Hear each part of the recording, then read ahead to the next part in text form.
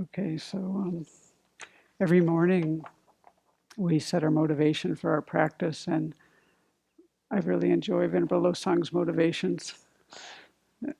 So I've been thinking about one that he set. He loves, as I do, the book by Shantideva, and in chapter 8, Shantideva has these verses. I didn't listen to the first part, probably I was half asleep, but I caught the second part, which started up at this point. I should generate joy for solitude. The fortunate ones stroll in peaceful forests, devoid of disputes and disturbing conceptions. They live in joyful houses of flat stones, cooled by the sandal-scented moonlight, fanned by the peaceful, silent forest breeze, thinking of what is a benefit for others. They dwell for as long as they wish in empty houses, at the feet of trees, and in caves. Having abandoned the pain of clinging to and guarding possessions,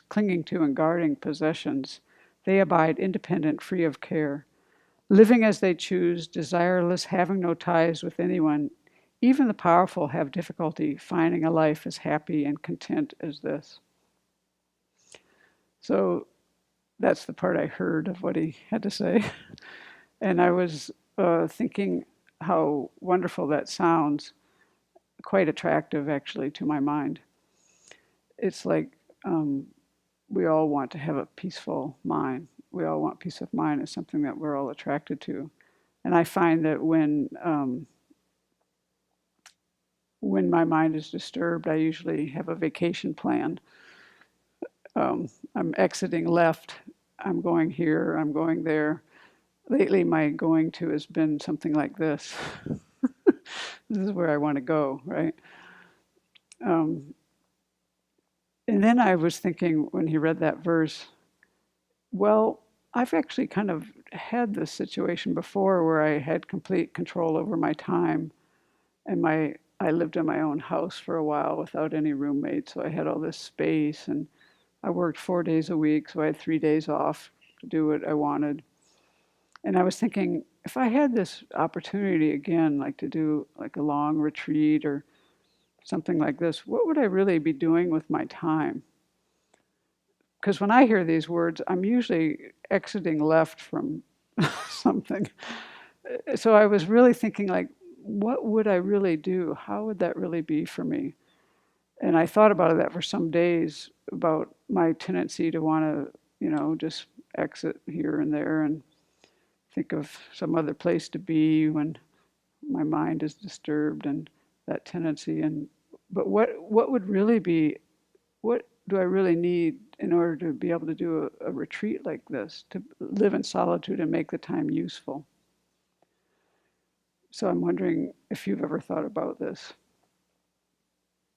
Didn't you grow up with lost horizons and we're all going to a cave like Milarepa? No one here? Okay, one person admits to it. Oh, 2, 3, 4, 5, 6, 7, 8. So my fantasy is to be in a place where I can access the internet and then spend as much time as possible going over all of the teachings that Venerable has on her website, like all of those series. Like every time I look at them, I say, I gotta do this one, I gotta study that one. I love to listen to that one, but I never actually get around to doing that. So that's like my dream. If I could just do that, I'd be happy. And what do you think if you lived on your own and you had great internet access and you had 24 hours a day, 7 days a week, what do you really think you'd be doing? Cooking, doing the laundry, cleaning up after myself. I'll probably devote 2-3 hours to studying. I've spent a lot of time out in wilderness areas by myself, living in a cabin by myself. And when I started coming here, then I would when I'd go back home, I'd spend a lot of time reading and meditating, probably more time reading and not very much meditating, and then doing all kinds of chores, So even though I was trying to make an effort at it. I think I have a fantasy of going off into a cave, bag of rice, and it'd be very difficult. We have to have gotten to a certain level before we can really progress on our own that way.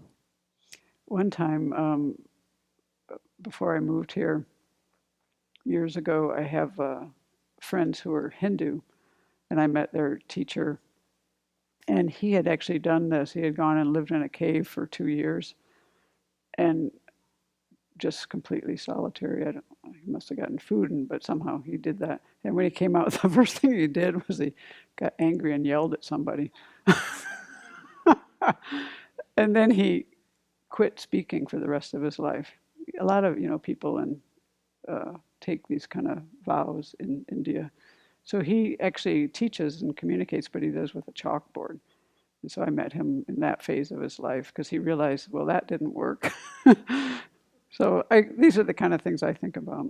So I find that the book by Jin Lamrimpa about calm abiding, when it talks about the 5 conditions that you need to do a long retreat, those conditions that they describe actually apply to us here now and how we live quite well.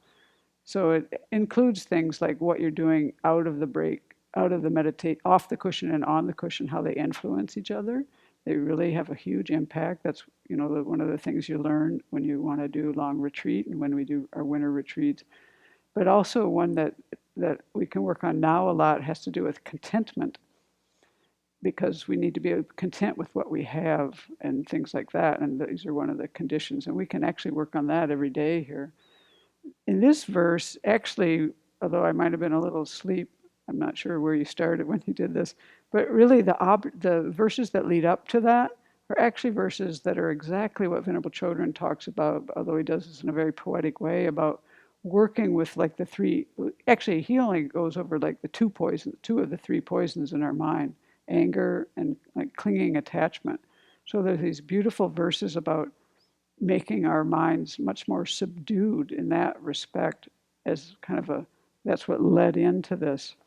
And I see that as kind of the task to work on now for those of us who want to do, retreats and make them quite useful, is to exactly like what Venerable always says, when we start a retreat, we're taking a vacation from our afflictions. But what happens on retreat is actually you're faced with your afflictions.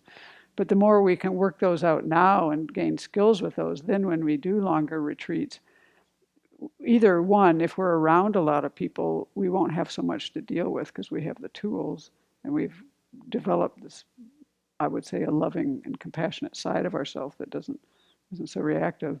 But even if we were alone, we would have more assurance that we weren't just exiting left from things while we were on retreat by ourselves. Like the Hindu master who came out of the cave and first thing he did was get angry at somebody and scream at them. So we'd have more assurance. So I think that it's good for us to think of what we're doing now to create the causes in order to be able to make use of that kind of experience when we have that. So that's my little BBC for the day.